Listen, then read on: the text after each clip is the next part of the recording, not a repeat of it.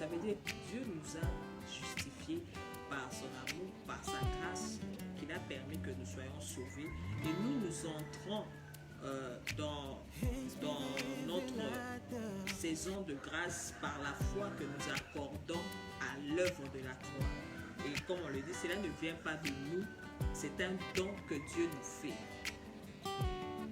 Et nous savons bien que la grâce divine nous est accordée par Christ. Luc 4, le verset 18 nous dit, et lorsque vous lisez le verset 19, Christ lui dit qu'il est venu annoncer une année de grâce pour laquelle il a été mandaté. Et au verset 19, il nous informe du mandat pour lequel il a été envoyé sur terre par le Père. Et on peut aussi comprendre par là que la grâce est l'expression manifeste de l'amour de Dieu pour l'humanité. La grâce est la puissance de l'amour de Dieu pour nous. La grâce nous repositionne dans le cœur de Dieu. La grâce nous relève et nous justifie. La grâce révèle notre identité réelle. La grâce révèle à l'humanité les degrés de la miséricorde de Dieu. La grâce réécrit notre histoire. Pourquoi tout cela? Lorsqu'on parle que la grâce est l'expression manifeste de l'amour de Dieu pour l'humanité, on dit que Dieu a tant aimé le monde, Jean 3,16, qu'il a donné son Fils unique. Donc ça veut dire que c'était quelque chose, le Fils était précieux pour le Père, mais il a décidé de le donner pour sauver l'humanité. Et lorsqu'on parle de la puissance de l'amour de Dieu pour l'humanité, en d'autres termes, ça veut dire que la puissance de l'amour de Dieu pour nous a été d'offrir son Fils afin que nous puissions revenir à lui. Et la grâce nous repositionne dans le cœur de Dieu. Nous savons bien que lorsque nous avons perdu, lorsque Adam a péché dans le jardin d'Éden, la chose qui s'est faite, c'est que nous avons perdu notre position d'enfant de Dieu.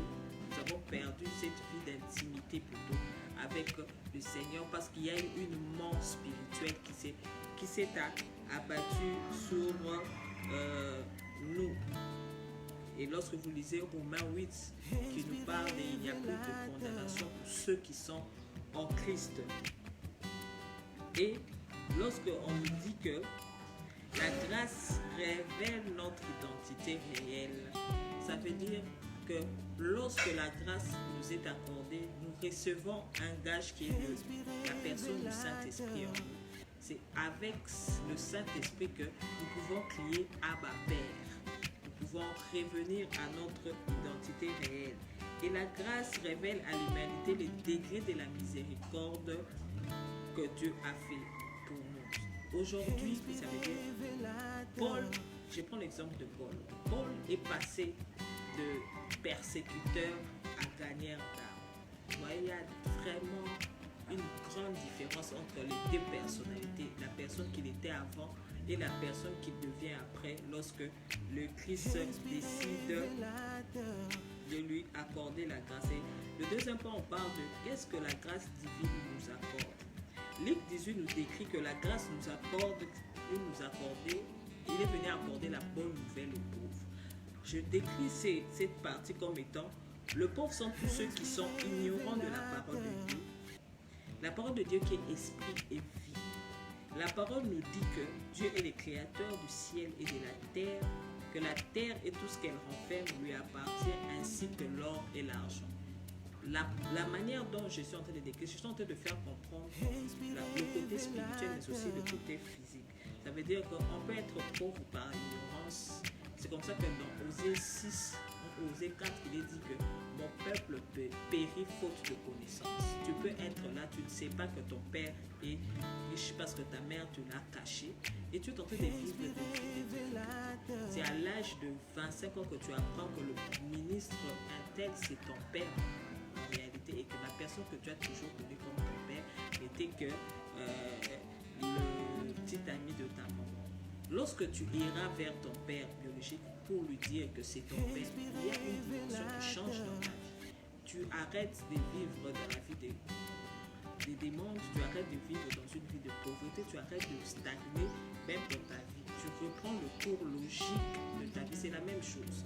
Lorsque Dieu dit que, lorsque le Christ dit que je viens annoncer une bonne nouvelle, le pauvre, ce sont toutes ces personnes qui sont ignorantes de leur position en tant qu'enfants de Dieu ou en tant que des personnes qui ont reçu une alliance avec Dieu au travers de l'alliance d'Abraham. Et nous avons la libération de captifs.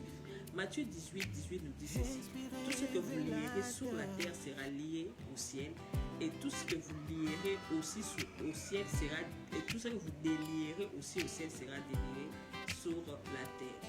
En d'autres termes, ça veut dire l'année de grâce que Christ vient nous accorder. Il nous a permis, en mourant à la croix, d'avoir le clé du royaume, comme il est dit, afin de se libérer de toute attaque spirituelle, afin de se libérer de tout ce que le diable peut mettre comme piège dans nos vies. Et puis lorsqu'on parle du recouvrement de la vue, nous savons bien que la vue est très importante pour toute une vie. La vue te permet non seulement de voir, mais aussi de comprendre. Parce que lorsque tu vois mal, tu as la difficulté de comprendre les choses. Vous savez, lorsqu'on parle,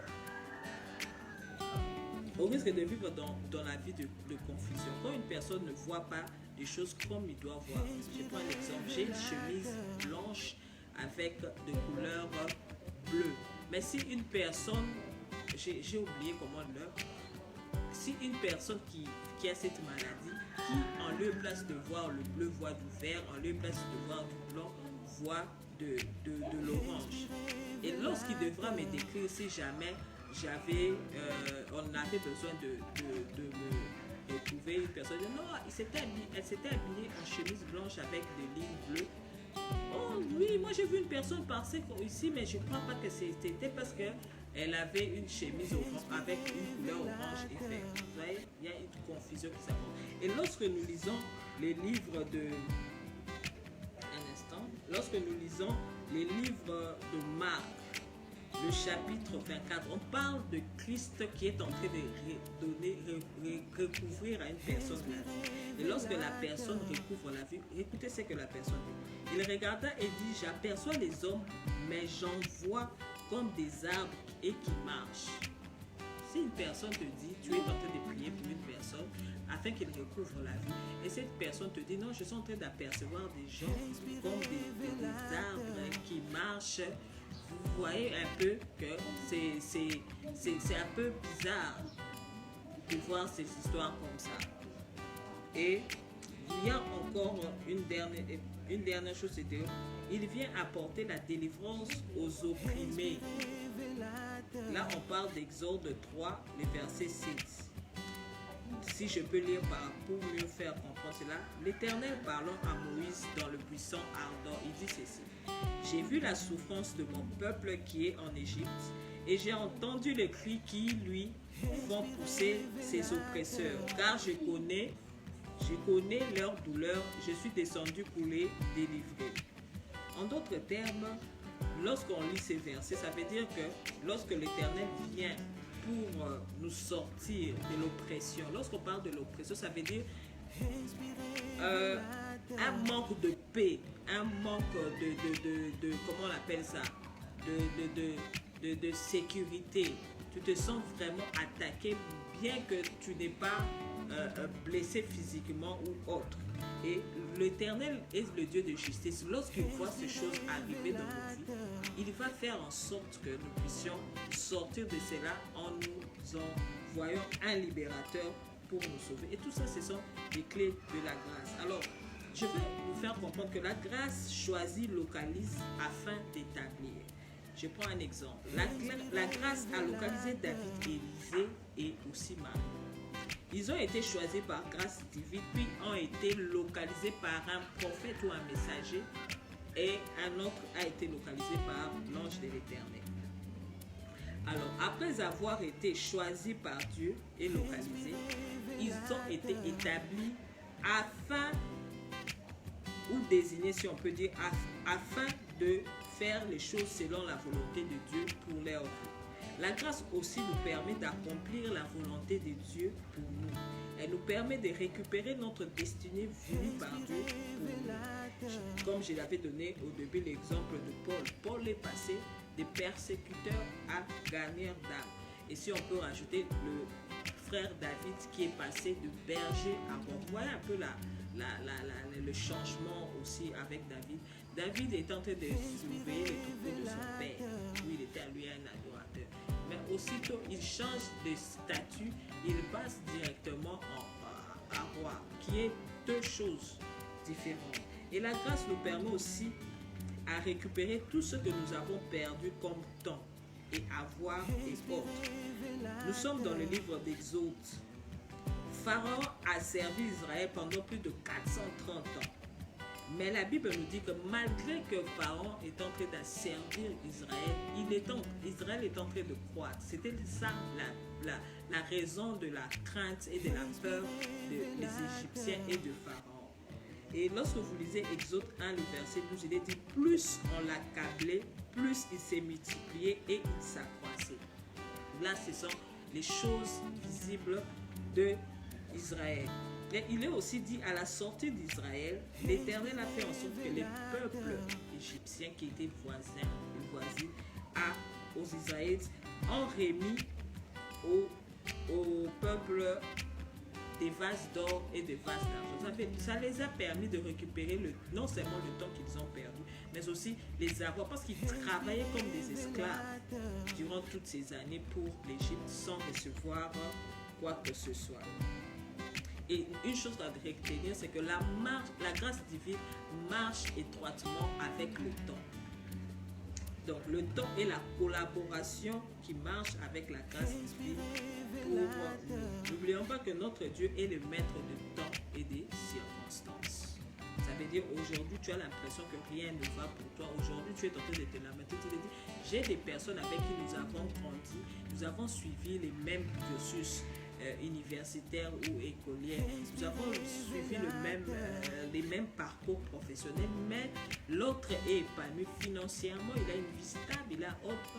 Mais la chose que tu oublies, chacun a son temps. Si aujourd'hui, il y a celui qui peut mettre en terre pour planter des légumes, il y a un autre qui est en train de produire des fruits.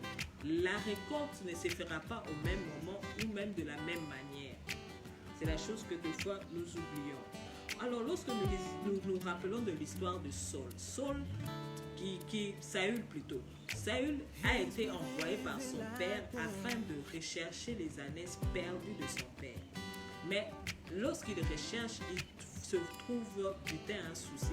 Il se dit non, je veux aller chercher un voyeur afin qu'il puisse m'indiquer. Mais lorsqu'il va vers Saül, c'est à ce moment-là que il fait face à la royauté qu'on lui attribue. C'est à ce moment qu'on lui donne de devenir, qu'on l'établit comme roi d'Israël. Alors par là je veux dire quoi? La grâce divine guide et dirige nos pas vers notre destinée pour accomplir la volonté de Dieu. Et lorsque nous lisons Exode 13 plutôt, le verset 5, il est dit ceci. Quand l'Éternel t'aura fait entrer dans le pays des Cananéens, des Étiens, des Amoréens, des Éphiens et des Jébusiens qu'il a juré à tes pères. Ces versets nous font comprendre que la grâce est aussi pour d'autres personnes l'injustice de Dieu. Une fois, je pense, je me promenais avec une personne et la personne était tellement avec un manque d'argent accru. Et il est en train de voir des personnes qui avaient avec eux de l'argent et en train de programmer. Non, il faut te tenir des bars, on va aller dans un bar pour boire et autres. Il s'est posé la question de moi je viens de servir Dieu, je n'ai rien. Mais ces personnes, à le voir, sont des personnes qui ne pensent même pas aller à l'église dans leur vie, même dimanche ils n'y vont pas. Mais Dieu leur permettent d'avoir l'argent pour aller s'amuser inutilement comme ça. En d'autres termes, pour lui, son langage voulait dire que Dieu est en train de faire une injustice par rapport à l'apport qu'il a fait en donnant aux autres le moyen que lui est en train de rechercher. Et puis, la grâce nous demande de fois d'engager le combat pour acquérir ce qui nous a été donné par Dieu. Là, je fais allusion à Caleb. Nous sommes dans Josué 14, 12. Il est dit ceci. Donne-moi donc cette montagne que l'Éternel a parlé dans ce temps-là, car tu as appris qu'il s'y trouvait les Anakim et qu'il y a des villes grandes et fortifiées. L'Éternel sera peut-être avec moi et je les chasserai comme l'Éternel l'a dit.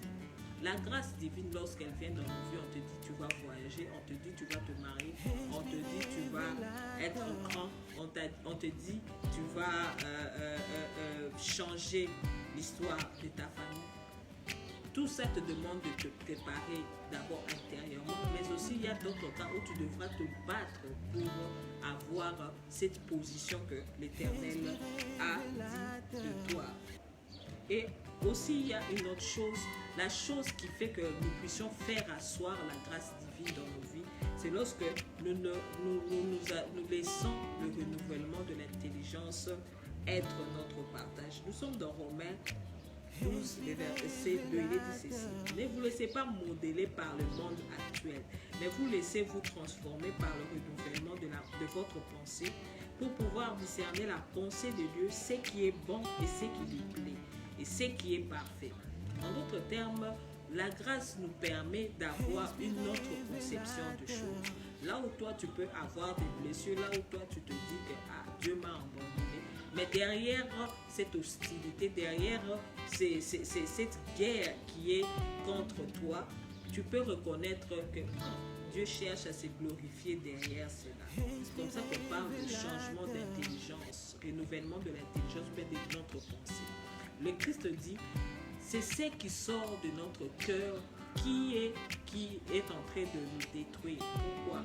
Parce que lorsque notre pensée nous dit le contraire de ce que Dieu attend de nous et ce que Dieu fait de nous, nous allons toujours faire de mauvais choix et nous allons toujours avoir de mauvaises conceptions des histoires. Là où en lieu et place d'attendre que Dieu se glorifie dans la chose avec des prières et de l'adoration et de louange, tu seras dans l'amertume. On dit de Jacob, lorsqu'il a appris que son fils Joseph était mort, d'après ce que ses fils leur rapporté, Jacob plutôt, était rempli d'amertume au point où il s'est laissé aller. Il était tout le temps en train de pleurer. Or, lorsqu'on parle de Jacob, il était prophète.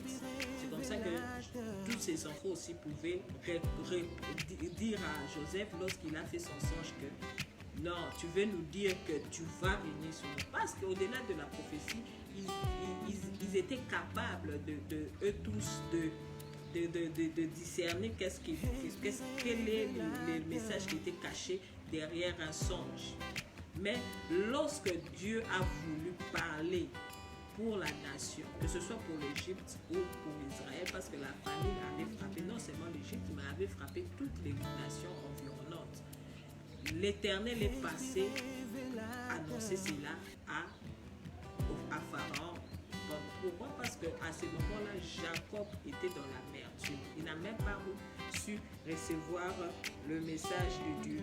Pourquoi? Parce que notre cœur doit être le lieu du trône du Seigneur. C'est Dieu qui doit avoir la priorité. Même lorsque tout va mal, nous devons apprendre à rendre gloire à Dieu et se dire, Seigneur, toi-même tu sais le pourquoi de la chose, malgré que mon cœur saigne. Il faut le dire que ton cœur saigne, mais aussi continuer d'avancer. Alors, la grâce attire vers nous les personnes qu'il nous faut, mais aussi nous dirige vers les personnes qu'il nous faut dans notre entourage. Elle nous dirige vers les lieux où nous sommes appelés à prier. La grâce accorde l'honneur, elle nous démarque des autres personnes. Lorsque la grâce a désigné David a été appelé à quitter la maison de son père afin d'entrer dans le royaume. Il a changé d'entourage pour mieux comprendre l'attente de Dieu pour sa vie et se préparer à ce que Dieu attendait de lui. Et lorsqu'on dit que la grâce donne l'honneur, ça veut dire que David, avant même de entrer dans la royauté, il était d'abord entré dans l'armée de Saül. Et en entrant dans l'armée de Saül, si on se souvient tous, il y a un verset qui dit, il revenait de la bataille et les femmes criaient. Saül a tué 10 000, David a tué 100 000. Donc, en fait, on lui attribuait de l'honneur plus que celui du roi. C'est ça même qui a suscité la haine au roi. Et lorsque je dis aussi le lieu où nous sommes appelés à prier, même en parlant de Joseph, Joseph a été vendu comme esclave. Il arrive chez Potiphar, Potiphar le laisse diriger sa maison. Il arrive en prison chez Pharaon. Le chef de la prison lui laisse avoir une place jusqu'au point où lorsqu'il fait la rencontre de Pharaon, Pharaon lui donne la deuxième place après lui. C'est ce que la grâce divine fait. Ça nous sort du lot afin de nous établir au-dessus en nous démarquant des autres. Mais il y a aussi une chose, lorsque la grâce est mal comprise, soit par nous, soit par les autres, la chose que ça fait, c'est que la grâce apporte l'hérégie. Lorsque Joseph vient dire à ses frères que j'ai fait un rêve, eux directement expliquent le rêve et tout le monde est en colère contre lui. David vient à la rencontre de ses frères aussi de la même manière que Joseph était venu pour les apporter la nourriture. Il apprend que Goliath est en train de défier le peuple d'Israël. Quand il dit qu'est-ce qu'on donnera à celui qui va abattre Goliath, ses frères lui disent non, on te connaît avec tes fils. Va rentrer de là où tu es. Lorsque la grâce est mal comprise, ça apporte l'hérégie, ça apporte aussi la confusion. La confusion, pourquoi? Je disais ici même que Jacob était prophète. Jacob avait cette faculté de comprendre le message de Dieu, même au travers d'une autre personne. Mais lorsque son fils lui dit qu'il a fait un rêve, et dans le rêve, on reportait aussi que son père s'inclinerait devant lui. Son père lui aussi dit derrière, donc tu veux dire que moi et ta mère et tes frères, nous venons nous incliner devant toi. Et il s'énerve. Il n'a même pas voulu rechercher à savoir quelle était la volonté de Dieu derrière le rêve que son fils était en train de lui annoncer. Directement, il s'est énervé. Il lui dit aussi ce que le rêve voulait dire, mais il le chasse. Et au-delà d'apporter la confusion, la grâce de foi peut aussi pousser les autres à t'abandonner. Tu étais avec tes amis, vous marchez bien, mais à un moment, il y a une jalousie qui commence à leur manger, ils commencent à aller à l'opamona. Et puis la grâce aussi amène aussi un tiraillement. Dans quel sens? Tu peux être bien avec tes amis, mais juste parce que Dieu est en train de te faire grâce, tu es en train d'exceller et d'évoluer plus que eux. C'est directement le moment pour eux d'être en colère contre eux. Chaque jour, tu es là à te justifier. Chaque jour, tu es là à te battre avec eux ou à leur faire comprendre c'est que toi, tu es en train de recevoir ton message de la part de Dieu. Alors, la grâce nous a accordé un merveilleux don qui est la personne du Saint-Esprit, qui nous permet de vivre notre vie d'enfant de Dieu, de revêtir notre identité céleste, qui nous octroie une vie d'intimité avec le Père. Lorsque nous avons reçu la grâce, nous avons reçu un don précieux qui est le Saint-Esprit. Le Saint-Esprit est la personne qui nous a été léguée pour être notre guide, notre conseiller et notre consolateur. Lorsque nous sommes abattus, nous devons nous retourner vers le Saint-Esprit. Lorsque nous sommes perdus, nous devons retourner vers le Saint-Esprit. Lorsque nous ne comprenons plus rien, nous devons retourner vers le Saint-Esprit parce que tous ces trois problèmes qui nous a été, qui peut nous abattre, c'est lui à qui on a remis la charge afin de nous sortir de tout cela. Mais nous devons savoir que la grâce nous rend libres, elle nous équipe afin de vivre pleinement la volonté de Dieu pour nous, tout en étant des acteurs passifs de notre vie sur terre, mais pas des acteurs actifs plutôt, mais pas des acteurs passifs. Christ en courant à la croix nous a permis d'avoir tout ce qu'il nous faut spirituellement, mais aussi nous montrer le moyen de le rendre visible et palpable.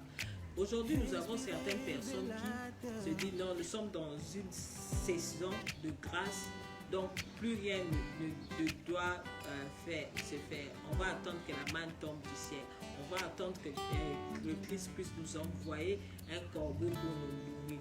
on doit attendre que les choses viennent toujours à nous. Or, il y a certaines dimensions où nous devons faire le pas.